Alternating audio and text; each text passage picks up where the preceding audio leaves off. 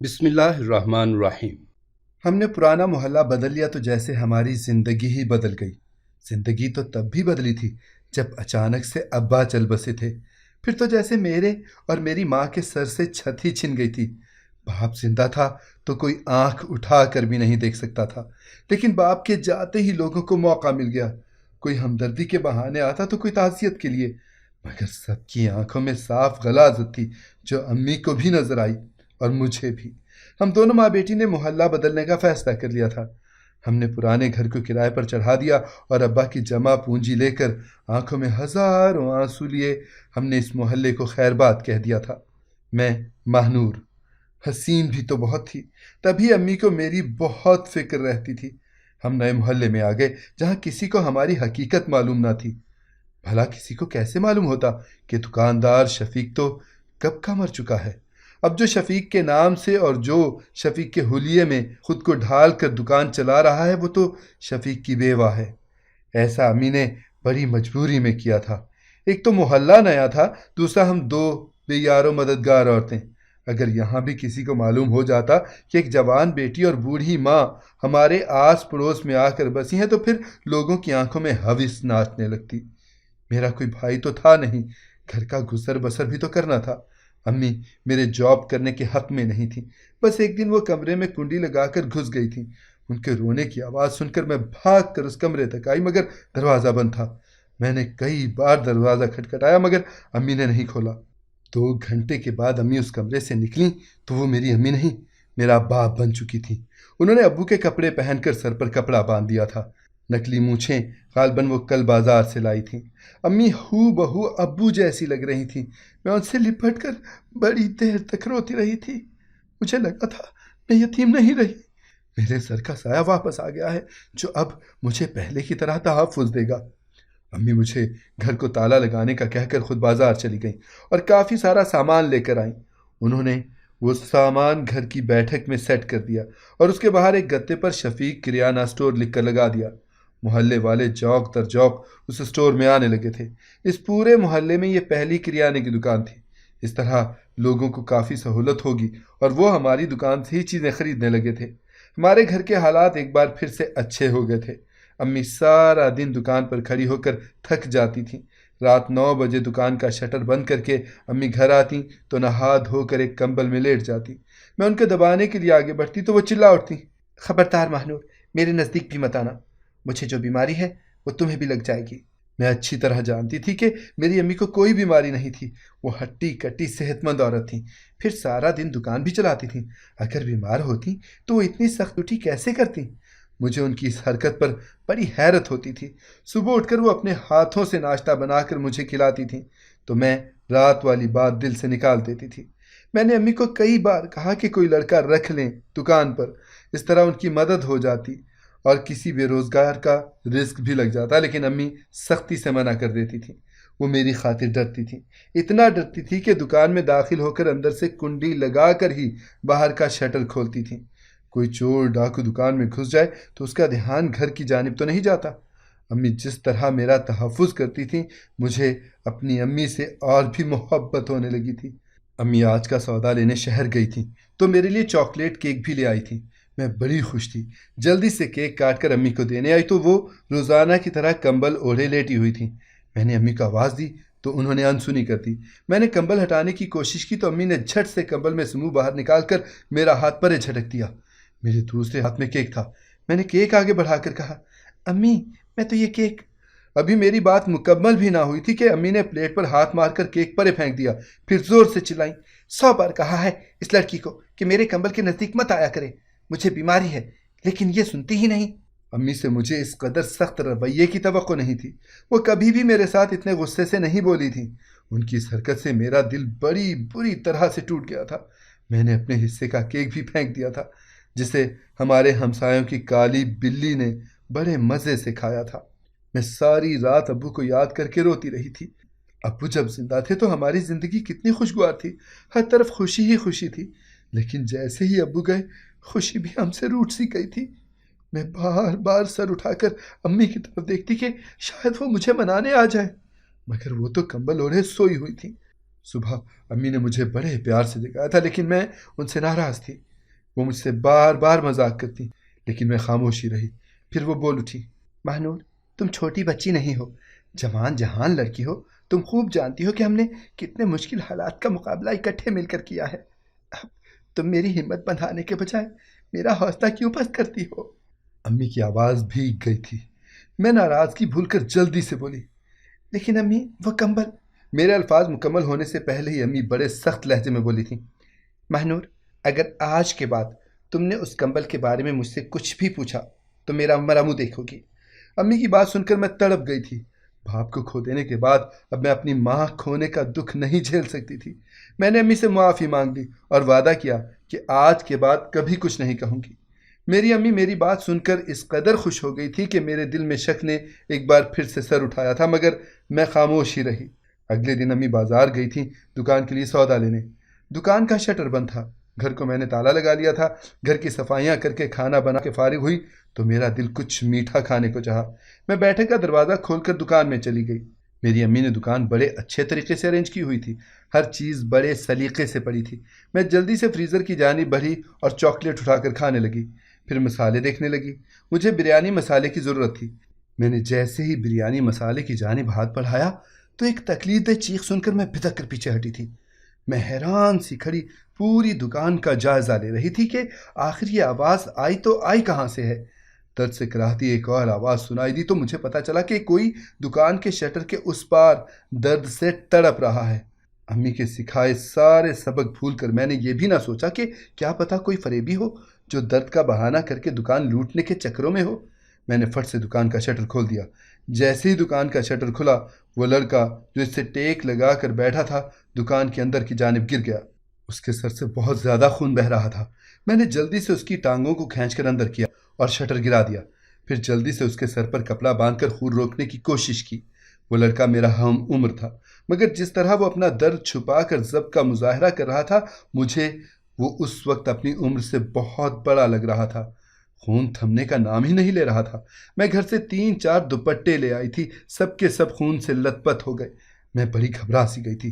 یہ تو اللہ کا شکر ہوا کہ اسی وقت گھر کا دروازہ بجا۔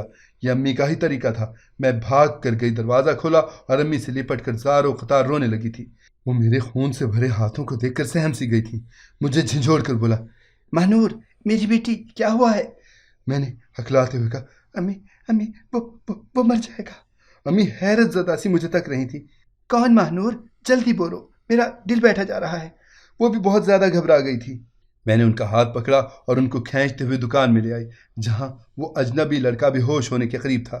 امی نے اس لڑکے کا بغور جائزہ لیا اور میری آنکھوں میں آنکھیں ڈال کر کہا، یہ لڑکا کہاں سے آیا مہنور؟ کیا اس نے تمہارے ساتھ کسی قسم کی بدتمیزی کرنے کی کوشش کی تھی؟ اگر ایسا ہے تو بتا دو اور میرا یقین کرو، اس کی لاش کتوں کو کھلا دوں گی۔ میں نے گھبرا کر جلدی سے نفی میں سر ہلایا، پھر ان کو سارا ماجرا سنایا۔ امی بھی پریشان ہو گئی تھیں۔ امی جلدی سے محلے کے میڈیکل سٹور سے ڈاکٹر کو لے آئی تھی۔ ڈاکٹر نے بتایا کہ اس لڑکے کے سر میں بہت گہری چوٹ آئی تھی، اس لیے اس کے سر میں 14 ٹانکے لگے تھے۔ ڈاکٹر چلا گیا تو امی نے بھی شفیق صاحب والا حلیہ بدل کر گھر کے کپڑے پہنے، کھانا کھایا اور کمبل میں جا لیٹی تھی۔ میں بس کمبل کو گھور کر رہ گئی تھی۔ پھر وقتاً فوقتاً اس لڑکے کو جا کر دیکھتی رہی تھی۔ وہ ابھی تک بے ہوش تھا۔ وہ پورے 3 دن بے ہوش رہا تھا۔ میں نے اور امی نے اس کی بڑی خدمت کی تھی۔ ڈاکٹر بھی اس کو آ کر چیک کرتا رہا تھا۔ 3 دن کے بعد جب اس لڑکے کو ہوش آیا تو اس نے بتایا کہ اس کا نام شہریار ہے اور وہ اپنے ماں باپ کا اکلوتا بیٹا ہے۔ اس دن 2 ڈاکو گن پوائنٹ پر اس سے اس کا موبائل اور نقدی چھیننے کی کوشش کر رہے تھے۔ مزاحمت پر انہوں نے اس کے سر پر پستول مار دیا تھا، پھر سب کچھ چھین کر فرار ہو گئے تھے۔ اس نے میرا اور امی کا بہت شکریہ ادا کیا تھا اور رخصت ہو کر اپنے گھر چلا گیا۔ شہریار بہت ہینڈسم لڑکا تھا، پھر وہ شریف بھی تھا۔ اس کی آنکھیں اس کے حیا کا منہ بولتا ثبوت تھی۔ ان 3 دن میں مجھے اس کی بڑی عادت ہو گئی تھی۔ بار بار جا کر اسے دیکھنا اور اس کا خیال رکھنا اچھا لگتا تھا۔ آج جب وہ چلا گیا تو گھر میں عجیب خالی پن سا تھا۔ وقت کاٹے نہیں کرتا تھا۔ طبیعت بھی عجب بے چین سی تھی۔ امی سے میری یہ حالت چھپی ہوئی نہیں تھی۔ میں منہ لٹکائے بیٹھی تھی تو وہ بولی، کیا بات ہے بیٹا، مہمان کی یاد آ رہی ہے؟ میں چپ ہی رہی تو وہ ہنستی تھی۔ پھر وہی مصروفیت تھی، امی دکان دیکھتی اور میں گھر کے کام۔ اب وہ سر شام ہی دکان کا شٹر گرا کر گھر آ جاتی اور کمبل میں لیٹ جاتی تھیں۔ میرا تجسس دن بدن بڑھتا جا رہا تھا، مگر میں امی کی خاطر خاموشی رہتی تھی۔ میں نے بھی ٹھان لیا تھا کہ ایک نہ ایک دن میں اس راز سے پردہ ہٹا کر ہی رہوں گی۔ میں انہی سوچوں میں گم تھی کہ کسی نے دروازہ کھٹکھٹایا۔ میں نے جیسے ہی دروازہ کھولا، میری خوشی کی انتہا نہ رہی تھی۔ سامنے شہریار کھڑا تھا، اس کے ساتھ شاید اس کے والدین تھے۔ میں انہیں گھر لے آئی تھی، انہیں کمرے میں بٹھا کر خود میں امی کو بلانے چلی گئی تھی۔ امی نے شہریار کی آمد کا سنا تو بہت خوش ہوئیں۔ انہوں نے جلدی سے دکان کا شٹر گرایا اور گھریلو کپڑے پہن کر میرے ساتھ آ گئی تھیں۔ میں جلدی سے کچن میں گھس گئی اور چائے کا انتظام کرنے لگی۔ چائے، پکوڑے، کباب، بسکٹ، نمکو سب میں نے بہت جھٹ پٹ میں انتظام کیا تھا۔ میں ٹرے لے کر کمرے میں گئی تو انکل اور آنٹی نے میرا بڑا پرتپاک استقبال کیا تھا۔ انکل بولے، دیکھ رہی ہو بیگم، مہنور صرف خوبصورت ہی نہیں، سگھر بھی ہے بہت۔ آنٹی ہنس کر بولی، یہ تو میرے شہریار کی قسمت ہے۔ میں ان کی باتیں سمجھ نہیں پا رہی تھی۔ پھر امی بولیں تو سارا قصہ میری سمجھ میں آیا تھا۔ یہ شہریار کی ہی نہیں، میری مہنور کی بھی خوش قسمتی ہے، مجھے یہ رشتہ منظور ہے۔ مبارکباد کی صدائیں گونجنے لگی تھیں۔ میرا دل خوشی سے بلیوں چل رہا تھا، مگر مجھے اپنے دل کی خوشی مارنی پڑی تھی۔ لیکن مجھے یہ رشتہ منظور نہیں ہے۔ پورے کمرے میں سناٹا چھا گیا تھا۔ امی جلدی سے اٹھ کر میرے پاس آئی تھی۔ یہ کیا حماقت ہے مہنور، کیا خرابی ہے شہریار میں؟ میں نے روتے ہوئے کہا، خرابی شہریار میں نہیں، مجھ میں ہے۔ میں اتنا کہہ کر کمرے سے نکل گئی تھی۔ تھوڑی دیر بعد انکل والے بھی لوٹ گئے تھے، لیکن لوٹنے سے پہلے شہریار کے چہرے پر نظر آنے والی اداسی نے مجھے اندر تک گھائل کر دیا تھا۔ ان کے جاتے ہی امی میرے کمرے میں آ گئیں۔ وہ کافی غضبناک ہو رہی تھی۔ تم مجھے سکون کیوں نہیں لینے دیتی؟ ایک مناسب رشتے کو ٹھکرانے کی آخر وجہ کیا تھی؟ امی، میں آپ کو تنہا چھوڑ کر کہیں نہیں جانا چاہتی۔ امی کے غصے کے جواب میں ان سے لپٹ گئی تھی۔ ہم دونوں ماں بیٹی رونے لگی تھی۔ وہ روتے ہوئے بولی، مہنور میری بچی، میں اپنے مرنے سے پہلے تمہیں تمہارے گھر کا ہوتے ہوئے دیکھنا چاہتی ہوں۔ اس میں رکاوٹ نہ بنو، میں تمہارے آگے ہاتھ جوڑتی ہوں۔ امی کافی پریشان لگ رہی تھیں، ان کا چہرہ زرد پڑ چکا تھا۔ امی، میں آپ کو چھوڑ کر کہیں نہیں جاؤں گی۔ اتنا کہہ کر میں وہاں رکی نہیں تھی۔ 3 دن بعد پھر سے شہریار ہمارے گھر کے دروازے پر کھڑا تھا۔ وہ مجھ سے انکار کی وجہ پوچھنے آیا تھا۔ میں نے ابو کی وفات سے لے کر اب تک کے سارے حالات اس کے سامنے رکھ دیے تھے۔ میں نے اسے یہ بھی بتا دیا تھا کہ شفیق صاحب بن کر دکان چلانے والی بھی میری امی ہی ہیں۔ وہ مجھے لوگوں کی بری نظروں سے بچانا چاہتی تھیں، اس لیے انہوں نے خود پر 2 شخصیات کا روپ ڈھال لیا ہے، کبھی وہ ابو بن جاتی ہیں تو کبھی امی۔ شہریار میری باتیں سن کر مسکرا دیا اور بولا، مہنور تم میری محسن ہو، یہ نئی زندگی تمہاری مقروض ہے۔ اگر تم میرا ساتھ نہ دیتی تو میں اسی دن مر جاتا۔ پھر مجھے تمہارے سچ نے بھی بہت متاثر کیا ہے۔ میں تمہارے ساتھ گھر داماد بن کر رہنے کے لیے بھی تیار ہوں۔ میں اس کی بات سن کر خوش ہو گئی تھی۔ اس طرح دونوں گھرانوں کی مرضی سے ہمارا سادگی کے ساتھ نکاح ہو گیا۔ شہریار ہمارے گھر ہی رہنے لگا تھا۔ وہ میرا اور امی کا بہت خیال رکھتا تھا۔ شادی کے 2 ہفتوں کے بعد امی نے دکان کی چابی شہریار کے ہاتھ میں تھما کر کہا، اب اللہ نے مجھے بیٹا دے دیا ہے، اب میرے ریٹائر ہونے کا وقت آ گیا ہے۔ یہ اچھا تھوڑی لگتا ہے کہ جوان بیٹی کی موجودگی میں بھی ماں کام کرے۔ اب میں صرف آرام کرنا چاہتی ہوں۔ شہریار نے بڑی عقیدت سے وہ چابی تھام لی تھی۔ شہریار جوان تھا، پڑھا لکھا بھی۔ اس کی حکمت عملی سے ہماری دکان مزید بڑھنے لگی تھی، منافع بھی اچھا خاصا ہونے لگا تھا۔ اس نے 2 مددگار لڑکے بھی رکھ لیے تھے۔ وہ ہر ہفتے کے ہفتے سارا حساب لا کر امی کی ہتھیلی پر رکھ دیتا تھا۔ امی اٹھتے بیٹھتے شہریار کو دعائیں دیتی رہتی تھیں۔ دکان چھوڑ کر امی گھر کے کام میں میرا ہاتھ بٹانے لگی تھی۔ 2-3 ہفتے انہوں نے میرے ساتھ مل کر گھر کو خوب سنوارا تھا، مگر اب کچھ دنوں سے انہوں نے ہر چیز سے ہاتھ کھینچ لیا تھا۔ وہ سارا دن کمبل میں لیٹی رہتی تھی۔ انہوں نے خود کو بس اس کمبل تک محدود کر لیا تھا۔ سارا دن لیٹے رہنے کی وجہ سے اب ان کی صحت بھی کافی خراب ہوتی چلی جا رہی تھی۔ چہرہ زرد پڑتا جا رہا تھا، جسم ہڈیوں کا ڈھانچہ۔ ان کی یہ حالت دیکھ کر میں کرتی رہتی تھی۔ شہریار بھی امی کو سمجھاتا رہتا تھا، امی آپ سارا دن لیٹی مت رہا کریں، اس طرح تو آپ بیمار پڑ جائیں گی۔ امی خاموش رہتی تھیں۔ ایک دن امی واش روم سے آتے ہوئے گر پڑی۔ وہ بے ہوش ہو چکی تھیں۔ میں دھاڑیں مار مار کر رونے لگی تھی۔ شہریار بھی بھاگ کر گھر آیا۔ امی کی حالت دیکھ کر وہ بھی گھبرا گیا تھا۔ اس نے جلدی سے ایمبولینس منگوائی۔ ہم انہیں ہاسپٹل لے کر پہنچے۔ ڈاکٹر نے چیک اپ کے بعد جو بات بتائی، مجھے لگا کہ میرا دل پھٹ جائے گا۔ ڈاکٹر نے بتایا کہ امی کو کینسر ہے، وہ بھی آخری سٹیج پر۔ ڈاکٹر نے بتایا تھا کہ اب ان کے پاس صرف کچھ مہینے بچے ہیں۔ اب دوا دارو کرنا سب بیکار تھا۔ ہم پھر بھی امی کے لیے مہنگی سے مہنگی دوائی لے کر آتے۔ وہ سارا دن کمبل میں پڑی کراہتی رہتی۔ اب ان کی زبان بھی بند ہو چکی تھی، وہ بس بستر کی حد تک محدود ہو چکی تھیں۔ میں سارا دن رو رو کر ان کے لیے دعائیں کرتی رہتی تھی۔ میں ان کے پاس کمبل ٹھیک کرنے کے لیے آتی تو وہ زور سے نفی میں سر ہلانے لگتی۔ مجھے بہت تجسس ہوا کہ اماں ایسا کیوں کرتی ہیں۔ آج صبح سے ہی امی کی طبیعت بہت خراب تھی، وہ بار کراہ رہی تھی۔ ان کی یہ حالت دیکھ کر میں روتی جاتی اور ان کے پاس اونچی آواز میں قرآن پاک کی تلاوت کرتی۔ میں رو کر اللہ سے امی کی صحت کے لیے دعا کر رہی تھی۔ مجھے امی کے کراہنے کی آواز آئی، مگر کوئی اور چیز بھی تھی جو درد سے چیخ رہی تھی۔ مجھ پر بڑا خوف سا طاری ہو گیا تھا۔ مجھے اب یہ راز جاننا تھا، یہ دوسری آواز میرا وہم نہیں ہو سکتا تھا۔ میں خاموشی سے اٹھی اور امی کے لیے سوپ بنانے لگی۔ آوازیں تیز ہوتی جا رہی تھیں۔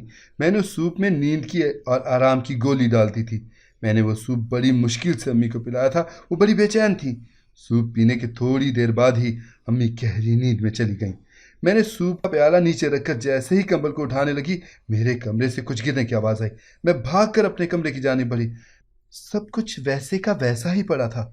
میں حیرت میں مبتلا تھی کہ اچانک امی کے پاس سے کسی کے کراہنے کی آواز آئی۔ میں بھاگ کر باہر آئی۔ میں نے جلدی سے کمبل اٹھا کر دیکھا، میرے تو پیروں تلے سے زمین ہی نکل گئی تھی۔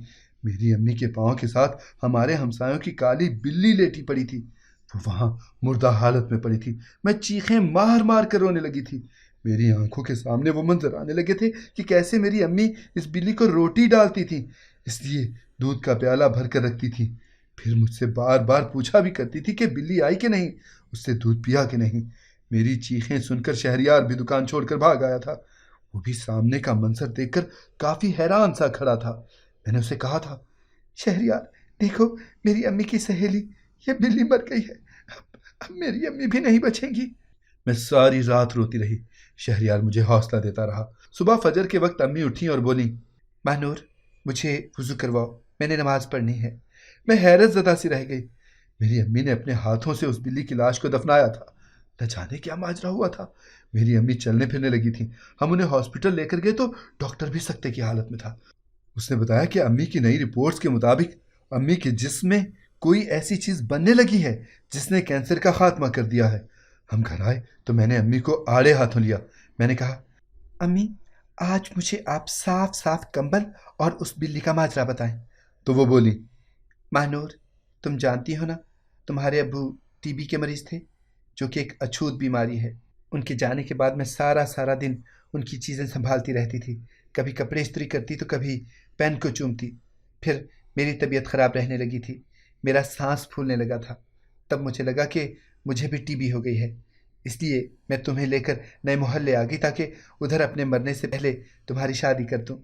میں تمہارے ابو کے کپڑے پہن کر دکان پر جاتی تھی، اس لیے مجھے وہم ہو گیا تھا کہ کہیں تمہیں بھی یہ بیماری نہ لگ جائے، تبھی میں کمبل میں چھپ کر لیٹی رہتی تھی۔ یہ کالی بلی جو تھی، اس کو کھانا ڈالتے وقت میں دعا کا کہتی ہوتی تھی۔ میں کہتی تھی کہ دعا کرنا میں ٹھیک ہو جاؤں۔ اس رات جب میں بے ہوش ہو گئی تھی، میں نے خواب میں دیکھا تم رو کر اللہ سے میرے لیے دعا کر رہی تھی۔ کہیں سے ایک غیبی آواز آئی تھی جو کہ بلی سے مخاطب تھی، اے بلی سنو، اس عورت کی بیٹی نماز پڑھ کر دعا کر رہی ہے، اس کی پریشانی دور کرو۔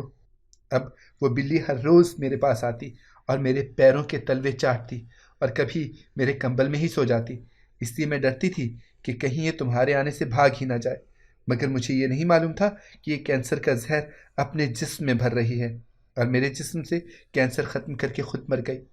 یہ سب تمہاری دعا کا نتیجہ ہے بیٹی۔ امی کی باتیں سن کر مجھ پر کپ کپی طاری ہو گئی تھی۔ میرے جسم کا ایک عضو اللہ کی بڑائی اور اس کی کبریائی کی گواہی دے رہا تھا۔ میں وضو کر کے آئی اور اللہ کے حضور سجدے میں گر پڑی تھی۔ اللہ سے ہر وقت اپنے لیے اور دوسروں کے لیے دعا کرتے رہنا چاہیے، کیا پتہ اللہ کس کی کب سن لے۔ اگر آپ کو ہماری کہانی پسند آئی ہے تو اسے لائک کریں، شیئر کریں اور ہمارے چینل کو سبسکرائب کریں۔ اگلی کہانی تک کے لیے اجازت دیجیے۔ اللہ حافظ۔